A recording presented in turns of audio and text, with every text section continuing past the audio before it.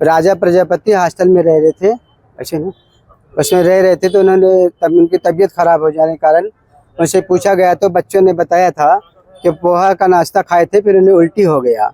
Hospital ले जाने के बाद उनकी तबीयत ज़्यादा बिगड़ गया और हॉस्पिटल में भर्ती कराए। जब तक उनकी ज़्यादा तबीयत खराब हो गया था और वहाँ का प्रबंधक जो थे सही टाइम पे नहीं ले गए थे, ले जाते तो उनकी जान बच सकती थी। इसके बाद 12 साढ़े 12 बजे रात को उनको रेफ़र कर दिया गया जबलपुर ले जाने के बाद ले जाने तक उनकी 6 घंटा और देरी हो गया। वजह ये भी है, अगर सही प्रबंधक सही टाइम पे ले जाते तो उनकी जान बच सकती थी। उनकी यही गलती, कम से कम उनके खिलाफ कार्रवाई, कड़ी कानूनी कार्रवाई होनी चाहिए। पर जो हॉस्टल के प्रबंधक हैं, जो भी है वहाँ के प्रबंधक, बड़े छोटे, हमें नहीं मालूम क्या नाम है, नहीं जानते, इनके खिलाफ कड़ी कानूनी कार्रवाई होनी चाहिए। लापरवाही चलती है, प्रबंधक की लापरवाही, हॉस्टल की जो भी प्रबंधक है वहाँ कोई नहीं था। अगर सही टाइम पे ले जाते तो बच्चे की जान बच सकता था। बच्चा हॉस्टल में कब आया था? बच्चा 9 तारीख को रक्षाबंधन, 10-11 तारीख को, 10 या 12 तारीख को गया था हॉस्टल में। उसके बाद घर भी गया था? घर नहीं आया था इस बीच में, नहीं। इसकी तबीयत कब से खराब? 22 तारीख से उनका बोलते रात में तबीयत खराब हुआ, बच्चे द्वारा बताया जा रहा है। बच्चे लोग बोले 22 तारीख को उसके शायद बोल रहा दर्द कर रहे थे, जो उनके साथ में थे, बोले 22 तारीख को दर्द किया। 23 तारीख को थोड़ा ज़्यादा सीरियस हो गया था। सवेरे से उन्होंने बोला सर को, तो उन्होंने नहीं सुना और सर वहाँ रहते भी नहीं थे कोई। बच्चे लोगों ने बोला कोई चपरासी नहीं रहता ना, सर रहते। उस वजह से उनकी ज़्यादा तबीयत बिगड़ गया और उल्टी किया, ज़मीन में गिर चुके थे वो। फिर हॉस्पिटल ले गए, वहाँ भी उल्टी किए। इसके बाद तबीयत बहुत बुरी बिगड़ गया। अधीक्षक ने फ़ोन किया कि मैं बच्चे को लेकर हॉस्पिटल आ गया हूँ और उसको हाई फीवर है, वो सन्निपात की स्थिति में है।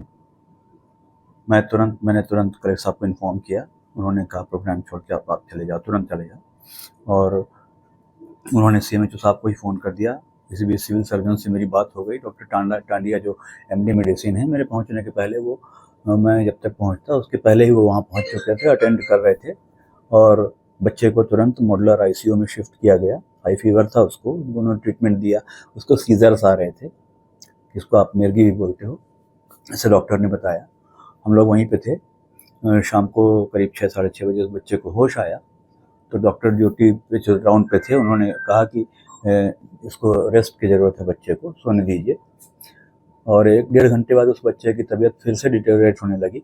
डॉक्टर टांडिया को मैंने तुरंत इमीडिएटली कॉल किया, वो आ गए और ट्रीट करते रहे। फिर उनको लगा, उन्होंने ऐसा अपना ओपिनियन दिया कि शायद इसको फीवर इसके ब्रेन में है और न्यूरो सर्जन की यहाँ वो नहीं है, अवेलेबिलिटी नहीं है, वेंटिलेटर पे भी नहीं डाल सकते।